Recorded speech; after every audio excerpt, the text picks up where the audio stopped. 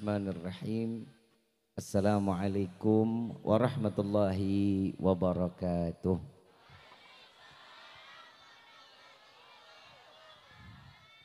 Yang sama kita muliakan dan kita hormati para alim ulama, para kiai, para sesepuh, para tokoh masyarakat yang selalu kita harapkan doa serta keberkahannya. Ya insyaallah mudah-mudahan Allah panjangkan umur, sehat afiah, diberkahkan hidup dunia wal akhirah. Dan insyaallah mudah-mudahan kehadiran beliau-beliau di tempat ini penyebab turunnya rahmah, taufik dan hidayah dari Allah. Amin ya rabbal. Salam ta'zim tak lupa kami sampaikan kepada seluruh jajaran pemerintah daerah, baik Bapak RT, Bapak RW, Bapakku sahibul hajat, Bapak camat, dari TNI dan Polri-nya. Ya insyaallah mudah-mudahan Allah panjangkan umur, sehat afiah, diberkahkan hidup dunia wal akhirah. Dan insyaallah mudah-mudahan jabatannya di dunia ini penambah amal ibadah di sisi Allah. Amin ya rabbal. Wabil khusus hadirin wal hadirat, mu'minin mu'minat, fahamdan li rabbin hassana bi Muhammadin wa an ghadana min dhulmati jahli wad dayajiri ila nuril islamin wa ilmin wa hikmatin wa imanin wa yumnin wa khairil awamiri. Alhamdulillah. Alhamdulillah ala ni'matil Islam wal iman wa kafa biha min ni'mah. Alhamdulillahilladzi hadana bi abdihil mukhtari man da'ana ilaih bil idzni wa katnadana labbaika ya man dallana wa hadana. Shalla alaika Allahu bari'uka alladzi bika ya musyaffa'u khassana wa habana. Ma'alikal adhari ma'dini sirrikal asma fahum sufunun najati himana. Labbaik ya Rasulullah, labbaik ya Nurullah, labbaik ya Habibullah. Pertama-tama limpahan puji serta syukur kita panjatkan kehadirat Allah subhanahu wa ta'ala yang maha agung, yang maha luhur, yang maha bijaksana, yang alhamdulillah di malam yang penuh dalam keberkahan dan kemuliaan ini Allah masih izinkan memberikan kita penuh dalam naungan nikmat, khususnya nikmat Islam, nikmat iman, nikmat sehat wal afiah, nikmat umur yang panjang. Ya insyaallah mudah-mudahan kenikmatan ini tidak Allah hapus sampai ajal menjemput kita. Dan kita juga minta kepada Allah mudah-mudahan apabila Allah tetapkan kita di dalam ajal, Allah matikan kita dalam keadaan husnul khatimah. Amin ya rabbal.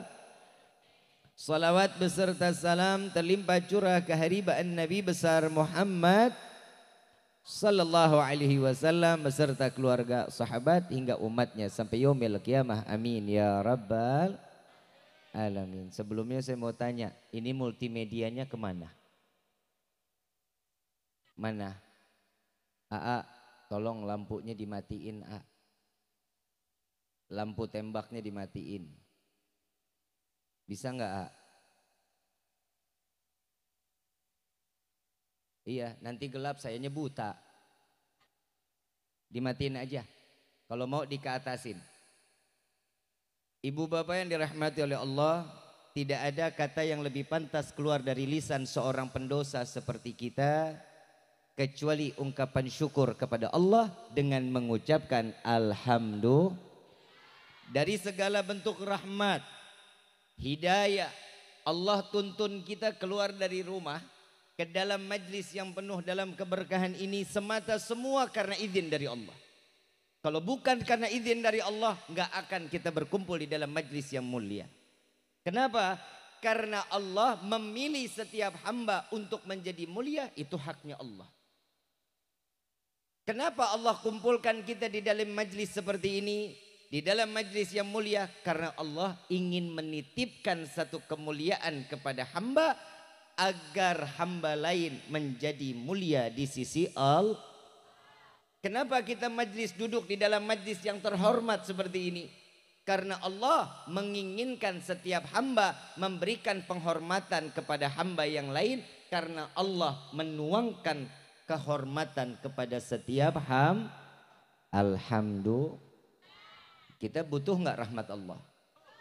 Butuh nggak hidayah dari Allah? Orang datang ke tempat ini, saya mau tanya nih semua yang hadir. Kira-kira yang hadir di sini kita bawa dosa apa enggak? Banyak apa dikit? Duit bawa duit. Banyakan mana duit sama dosa? Jujur. Enggak bohong. Alhamdulillah. Berarti cuman orang kecamatan Bongas yang kalau banyak dosa alhamdulillah. Orang di mana-mana mah banyak dosa mah astagfirullah.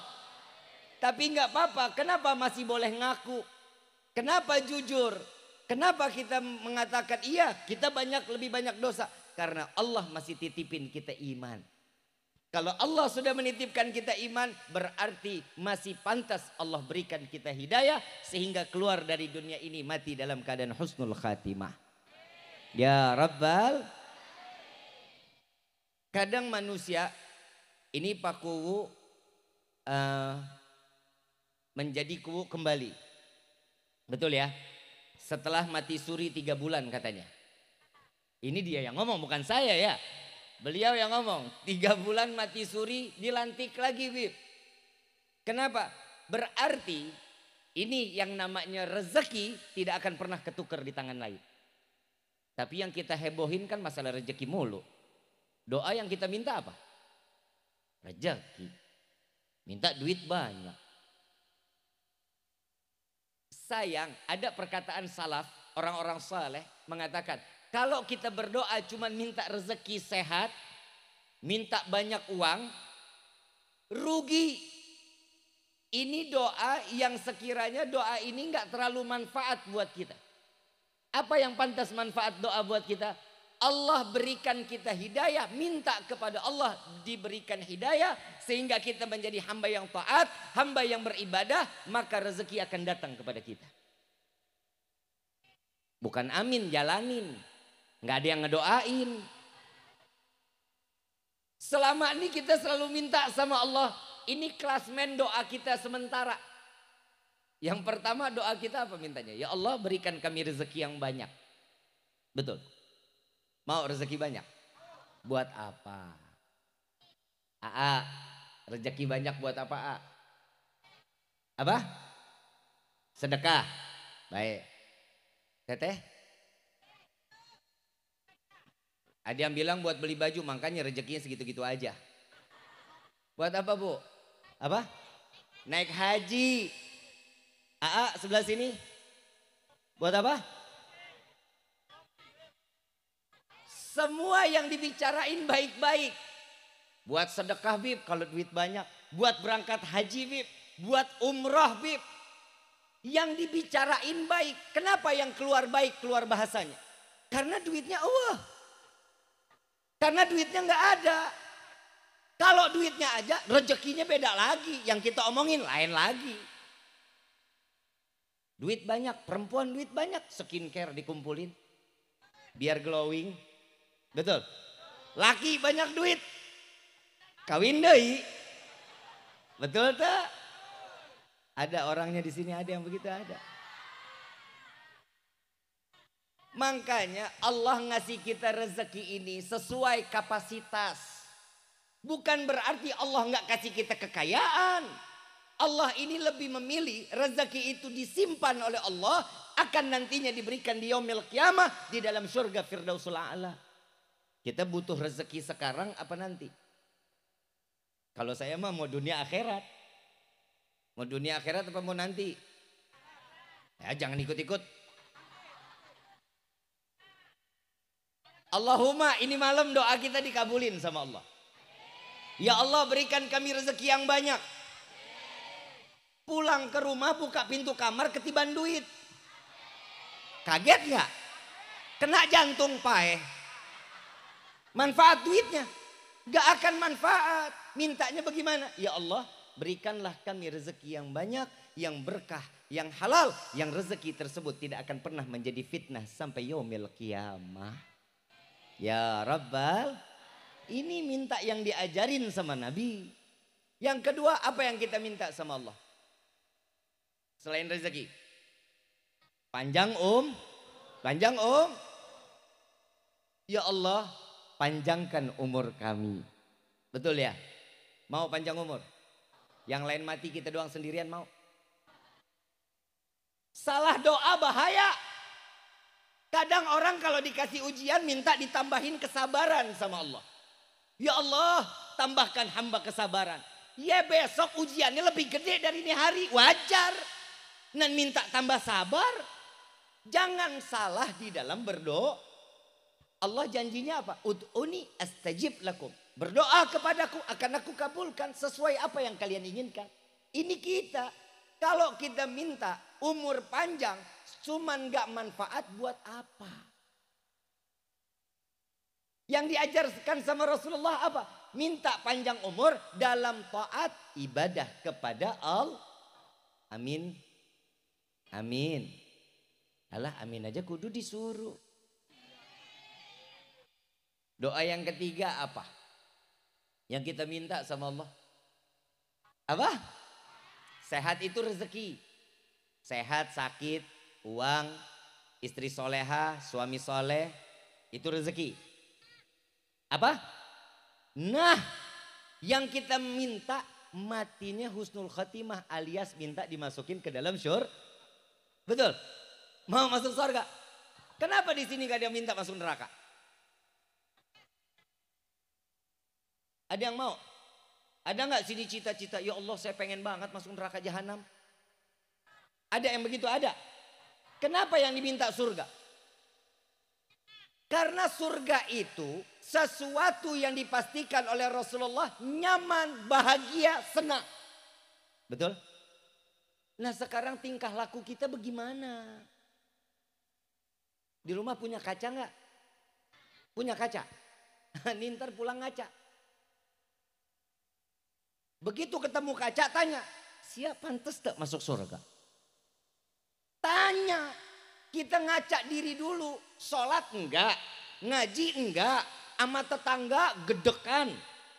Tetangga baru beli pasir sama semen, kita yang tempel koyo. Tetangga beli motor, kita yang kejang-kejang. Kira-kira yang begini baik apa buruk? Terus pantas masuk surga gitu? Orang yang masuk surga itu orang yang dipilih sama Allah. Nabi Musa pernah nanya sama Allah. Ya Allah, kami ini kau ciptakan sebagai hamba. Lalu untuk apa kau masukkan kami ke dalam neraka? Sedangkan engkau yang menciptakan kami. Kenapa engkau tidak ciptakan hanya surga dan kami diciptakan lalu dimasukkan ke dalam surga? Allah jawab. Oh engkau bertanya hal tersebut wahai Musa. Baik, dikasih satu biji disuruh tanam. Tanam, keluar pohon, keluarlah buah. Buahnya banyak. Saat Nabi Musa ngelihat buahnya banyak, diambil sama Nabi Musa. Ditanya sama Allah, hai Musa, sedang apa? Wahai Rabbi, aku senang panen. Senang apa? Lagi panen. Lagi panen ya Allah. Kok yang diambil pilih-pilih? Iya. Karena yang diambil yang bagus, yang gak bagus saya gak ambil. Yang rusak saya buang. Apa jawaban Allah? Begitulah cara aku menciptakan hambaku. Aku memilih siapa yang pantas masuk surga, siapa yang pantas masuk neraka. Betul? Maaf, bukan sini ahli neraka. Bukan, sini mah ahli surga, tenang aja. Bukan berarti saya nunjuk langsung, wah parah. Enggak. Insya Allah semua yang hadir di sini kita dimasukin ke surganya Allah. Saya jujur, saya kalau keluar dari rumah dari Kabupaten Kuningan mau masuk mobil, saya bilang, ya Allah, seberapa banyak orang yang hadir di dalam acara saya, di acara di malam ini, ya Allah, sebagaimana kau kumpulkan kami di dunia malam ini, kau kumpulkan kami di dalam surganya Allah. Amin ya Rabbal. Mau nggak kita masuk surga bareng-bareng? Mau. Siapa yang mau masuk neraka bareng-bareng? Nah saya sekarang ngasih wasiat, boleh nggak? Saya berwasiat, mudah-mudahan diterima. Saya tiap panggung sekarang wasiat. Kalau ibu sama bapak masuk surganya duluan. Tolong cari Rifki di dalam surga. Kalau Rifki nggak ada, izin sama Allah buat cari Rifki di neraka. Mungkin Rifki ada di neraka. Jemput Rifki, tarik masuk ke dalam surga. Amin. Insya. Orang siapa yang tahu? Bukan berarti Rifki pakai imamah, Rifki ngasih nasihat, Rifki orang baik, bukan. Terus Rifki yang paling soleh, bukan. Bisa jadi yang hari ini lagi minum kesandung, Allah kasih hidayah, dia jadi hamba yang taubat 2 hari pahit. Masuk surga nggak pakai dihisap. Kita yang ibadah berkali-kali, apa sih yang bikin kita ini susah untuk mendapatkan hidayah? Karena hidup kita ini kurang syukur. Kurang kita syukur kepada Allah.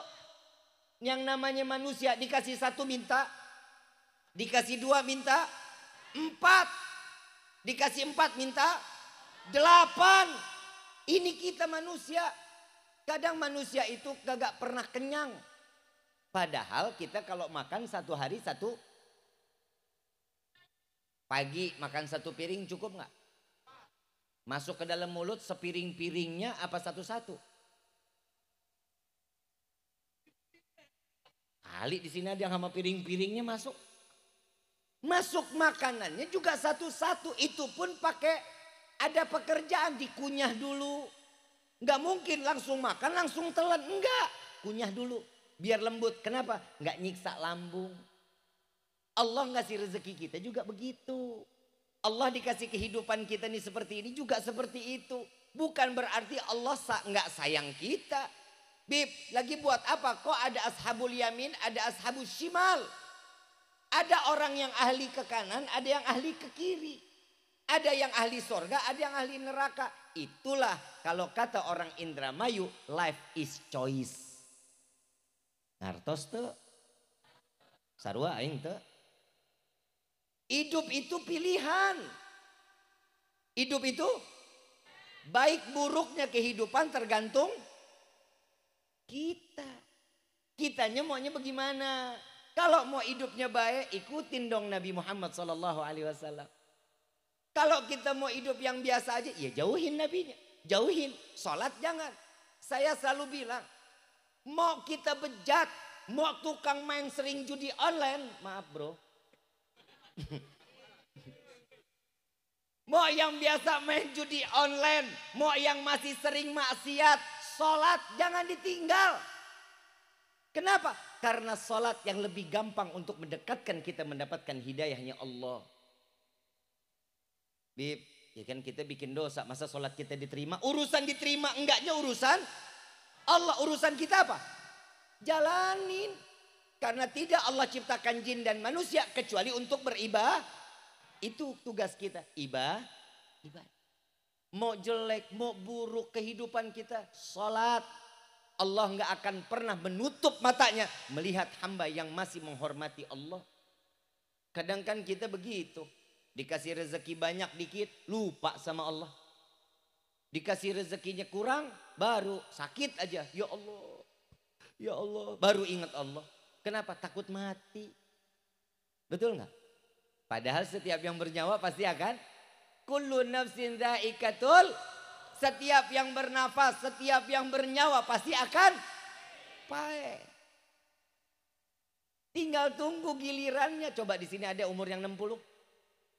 60 ada? Iya 3 tahun lagi. Lah Nabi meninggal umur berapa? 63 kan? Dan Nabi di dalam hadis beliau mengatakan umatku umurnya nggak jauh-jauh denganku. Antara 60 sampai 70. Yang 63 ada? Mana orangnya? Nah, tinggal dicabut sikringnya.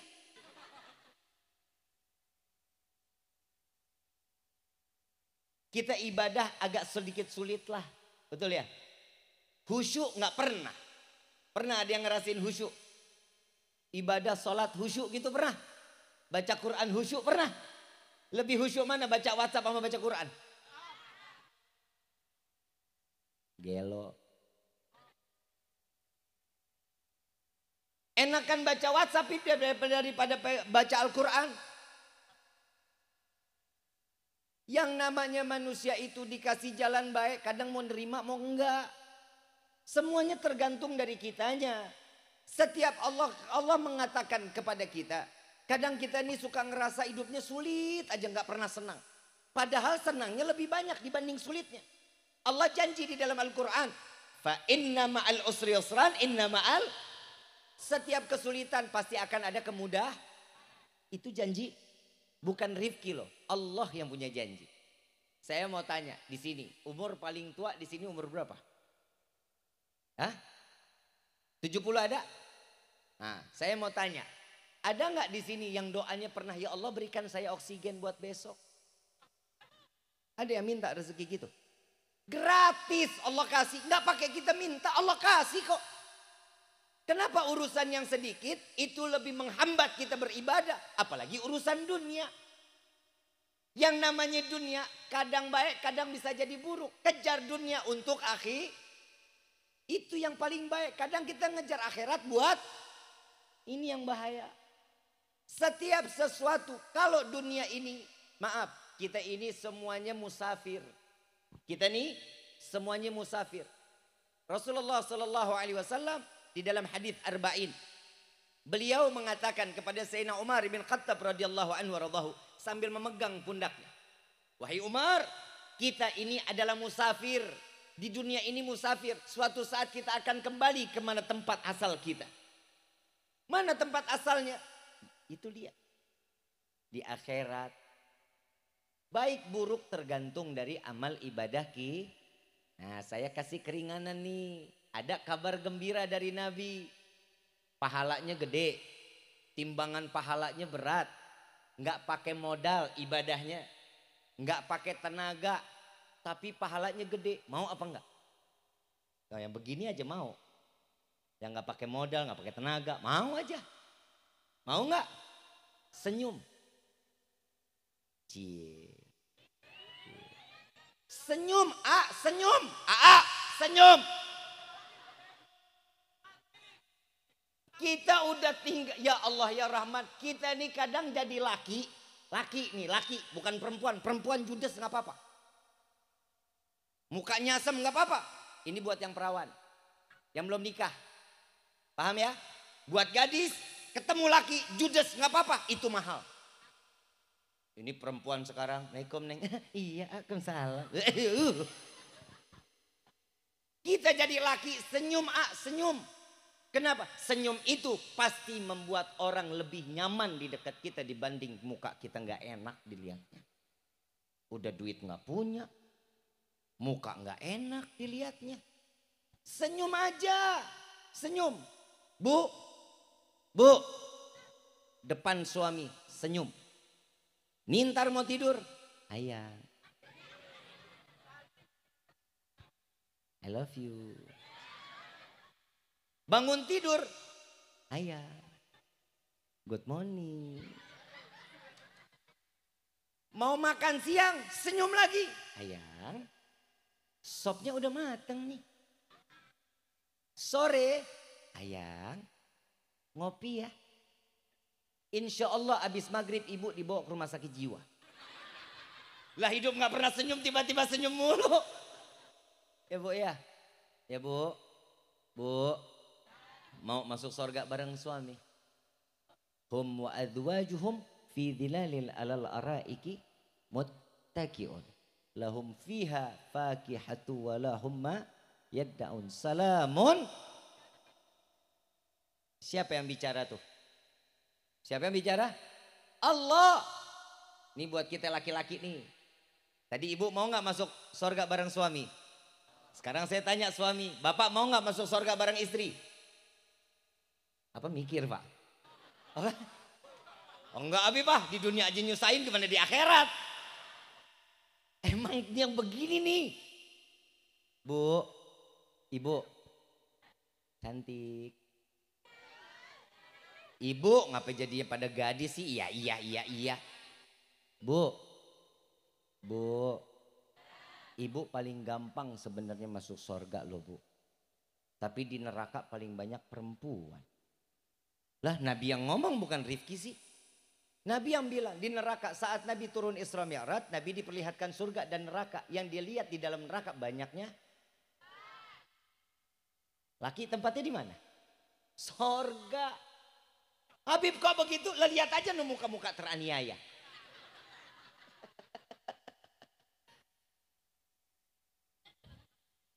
Bu, Kalau ibu mau masuk sorga, cintain suami dengan penuh keikhlasan. Syukur sama Allah memiliki suami yang saat ini ada di samping ibu. Bu, yang namanya suami kalau udah ngelihat istrinya sayang luar biasa. Apalagi kalau suami ngelihat istri tidur ya Pak ya. Coba Bapak nintar nih pulang nih, lihat istri lagi tidur diperhatiin deh Pak. Matinya kapan sih nih?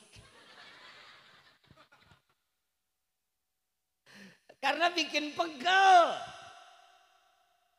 Bu, Allah kasih kesempurnaan buat laki-laki istimewa.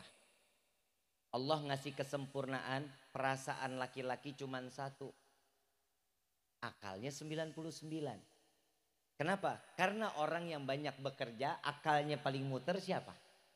Laki. Perempuan bisa pakai akal. Semua pakai perasaan, tuh perempuan. Perempuan itu semua pekerjaan pakai perasaan, nggak percaya. Di sini pasar apa namanya? Belanja baju apa di mana? Aurgelis.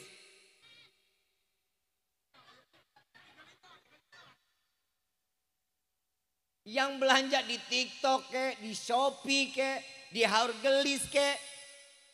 Yang kalau ke Aurgelis, Bapak pernah nganterin istri belanja nggak? Nggak pernah. Karena enek. Capek nggak Pak? Capek lu. Dari ujung toko ke ujung toko pulang nggak ada bawaannya. Orang milihnya pakai perasaan. Ini bagus ya harganya murah. Coba lihat di situ perasaan kayaknya di situ lebih murah deh. Tuh. Lihat sini, perasaan yang sebelah sono bagusan. Tapi coba lihat perasaan sebelah sini juga ada nih. Perasaan mulu. Dan paling pinter perempuan itu membagi perasaannya. Jujur Bu. Tipe yang paling setia itu laki-laki. Perempuan gak ada yang setia. Mau terima mau enggak bodoh amat. Saatnya sekarang saya ngebela laki-laki.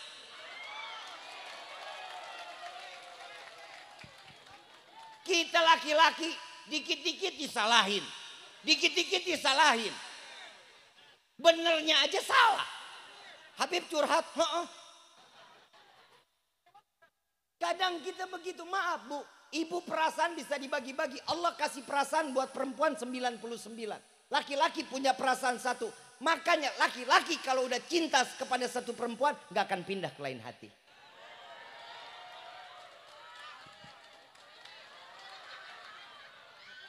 Belain, tenang aja.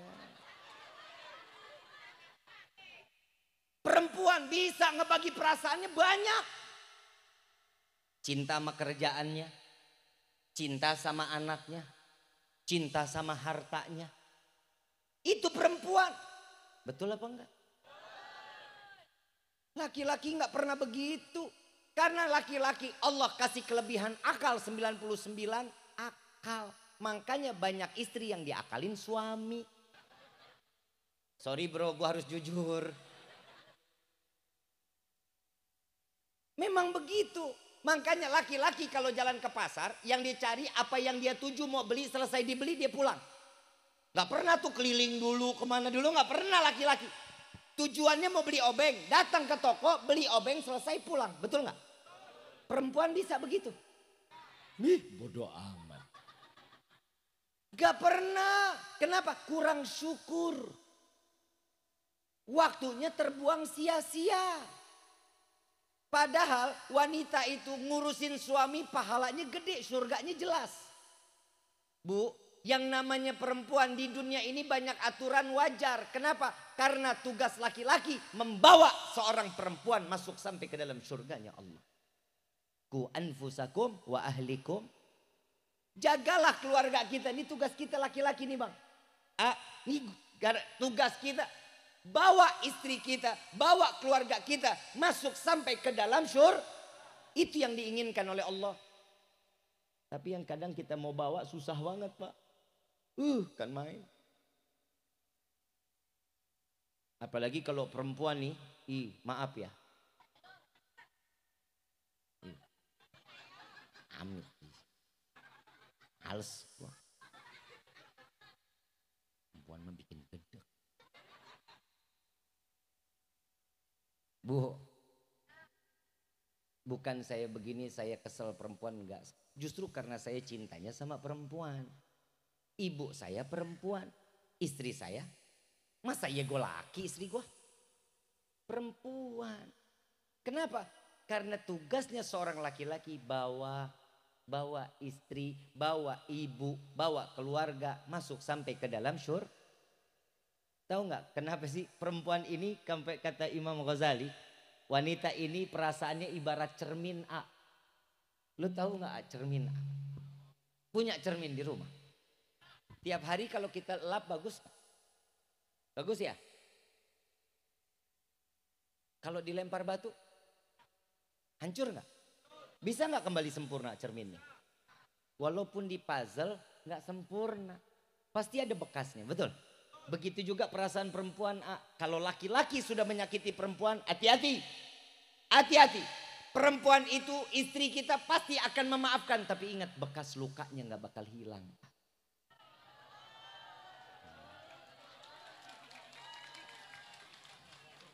Tenang, tenang. Lah. Betul ya? Survei membuktikan. Yang namanya perempuan, kenapa perasaannya ibarat cermin? Karena yang gak bisa jauh dari cermin siapa? Bangun tidur, ngaca. Masuk kamar mandi, keluar kamar mandi. Pakai baju, dandan, pakai kerudungan, lagi makan, keluar kamar. Keluar rumah, nengok jendela, pakai helm. Lampu merah nengok mobil. Tuh. Memang perempuan hidupnya ngaca. Punya handphone kamera depan. Tuh. Betul gak? Sampai perempuan kalau lagi naik motor, maaf bu, neng, gelis, cantik, cinta, jantung hati. Nih denger baik-baik ya. Yang namanya motor itu punya kaca apa enggak? Apa namanya? Spion fungsinya apa? Blow on. Buat ngaca. Yang namanya spion itu ikhtiar kita di jalan. Kalau mau ke kanan nengok dulu biar ibu nggak celaka. Mau ke kiri lihat dulu spion, nengok ke belakang biar ibu nggak celakain orang. Ini saya baru tahu hadis Nabi Shallallahu Alaihi Wasallam mengatakan, wahai para laki-laki, kaum laki-laki, jangan sekali-kali kalian berjalan di belakang perempuan.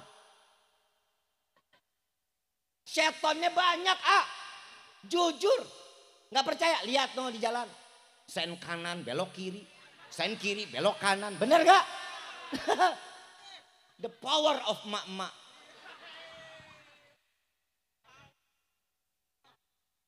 Spion buat nengok kemana? Buat nengok kemana? Ikhtiar untuk menyelamatkan Tapi saya baru sadar, kenapa perempuan gak pernah mau ngelihat spion itu ke belakang? Karena perempuan itu yang dicari masa depannya, bukan masa lalunya.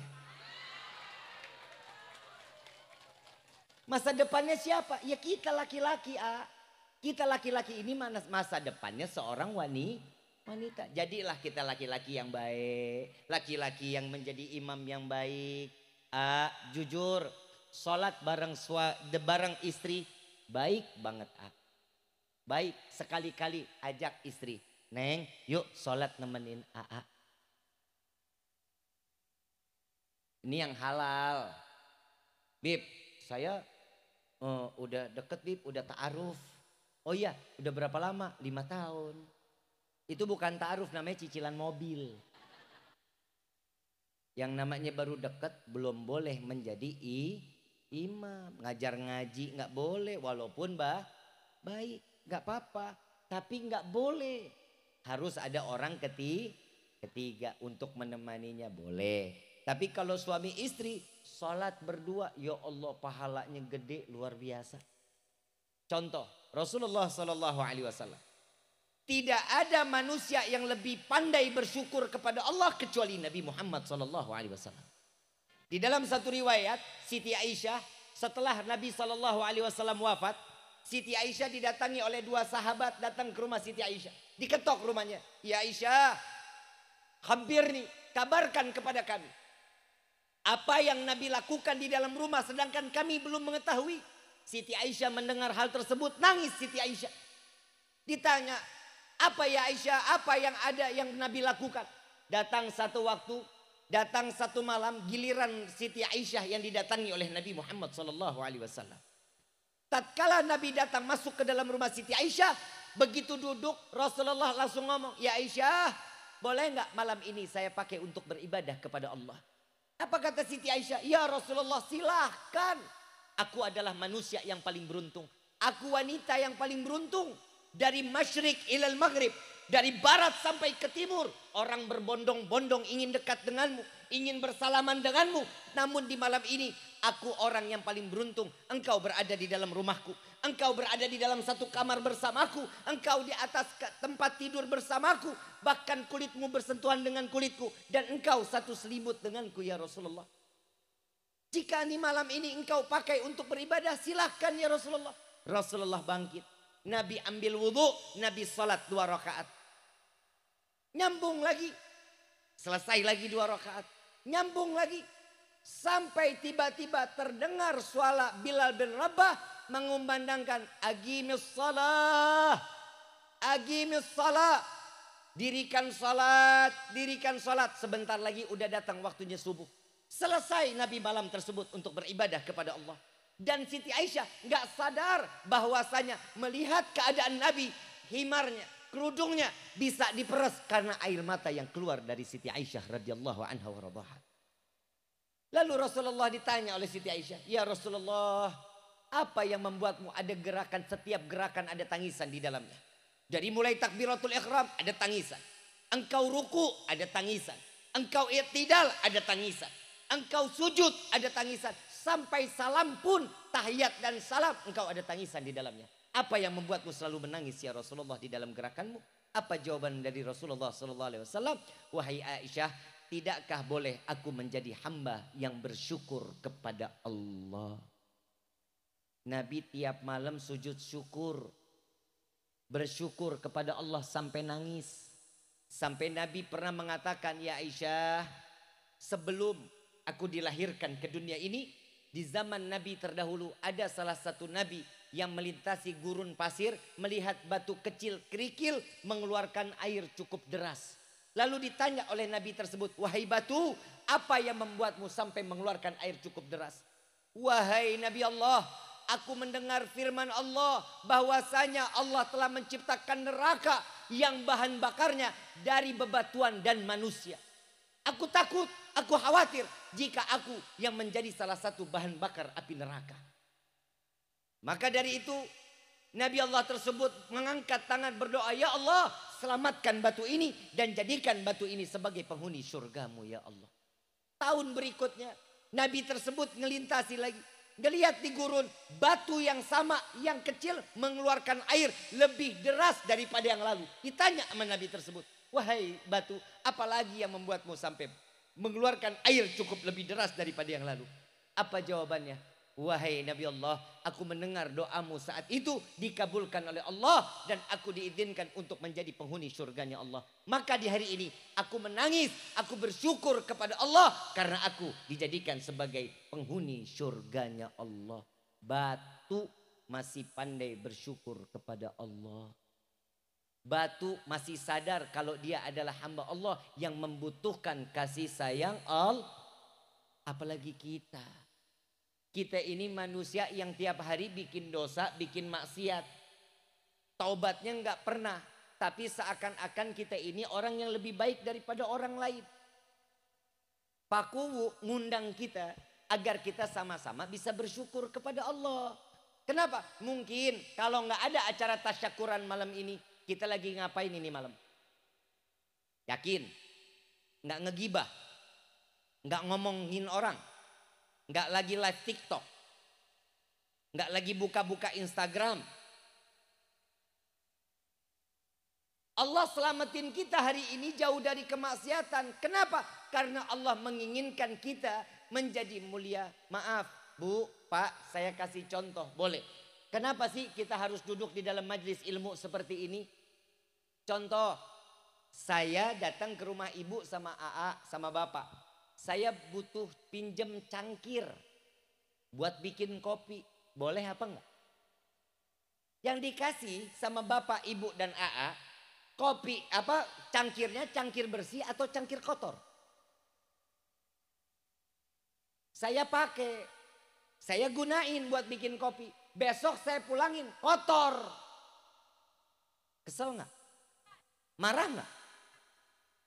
Sama begitu juga yang namanya kita sebagai manusia, Allah berikan rezeki kita, anak dari orang tua kita, itu adalah rezeki. Keluar dari rahim seorang ibu dalam keadaan suci, maka Allah harapannya datangnya kita di dalam majlis ini, kembalinya kita dalam keadaan suci. Kenapa? Karena inilah cara salah satunya untuk membahagiakan Nabi Yuna Muhammad Sallallahu Alaihi Wasallam. Nabi pasti bangga ngelihat umat berbondong-bondong masuk ke dalam surganya Allah bersama Rasul Sallallahu Alaihi Wasallam. Insya mudah-mudahan apa yang disampaikan di malam ini menjadi ilmu yang bermanfaat. Dan mudah-mudahan kita pulang dari tempat ini menjadi orang-orang yang ahli ibadah. Berkah acara ini Allah berikan kita taufik dan hidayah. Sehingga Allah kembalikan kita mati dalam keadaan husnul khatimah. Amin ya Rabbal. Al-Fatihah bil qabul. Wa tamamu kulisul. Wal ma'mul. Wa salahi syanu zahiran. Wa batinan. Fid dini wa dunya wal akhirah.